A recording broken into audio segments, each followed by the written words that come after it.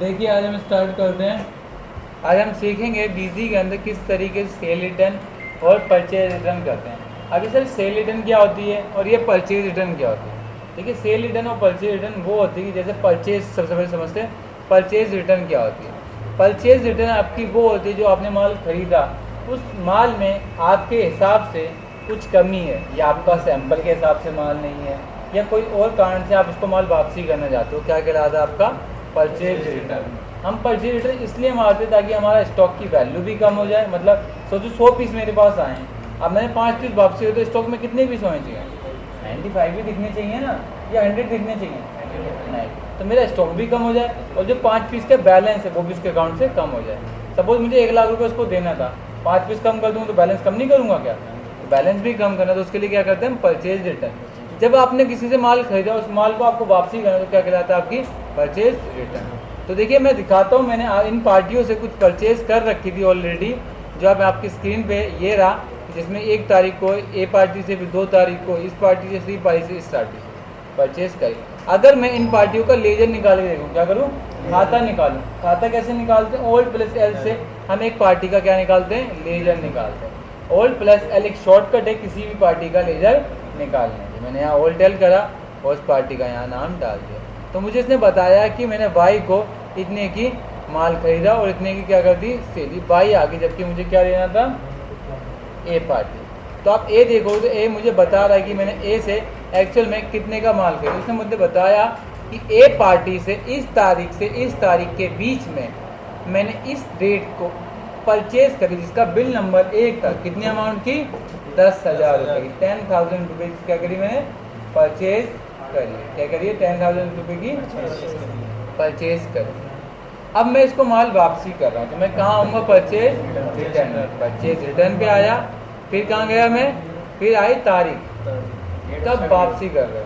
तो मैंने बोला 15 तारीख को। तो मैंने 15, जब भी आप वापसी करेंगे वो डेट डालेंगे कुछ नहीं, और यहाँ क्या लिख देंगे? एग्जाम।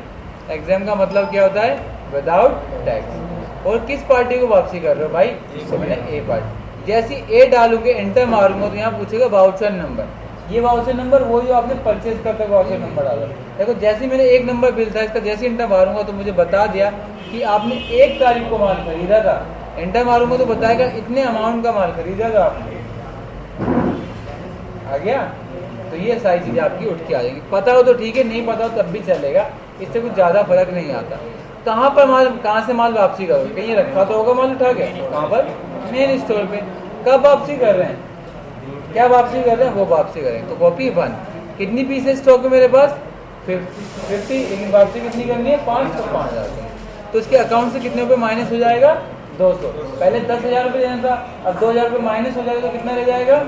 9,800 या 9,800 रुपीज़ इसका बैलेंस हमें पे करना है।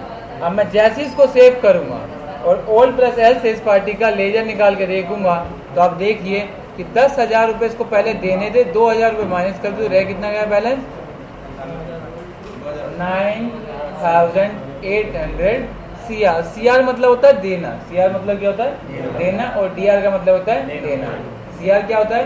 देना। और DR क्या होता है? देना। CR क्या होता है? देना। DR होता है लेना। क्लियर है? ये आपकी सेल रिटर्न थी। क्लियर है? समझ गए सेल रिटर्न क्या थी? ऐसी आपकी होती है परचेज रिटर्न थी, ऐसी होती है आपकी सेल रिटर्न। सेल रिटर्न कौन करते हैं? जिसको आपने माल बेचा। क्या करा है?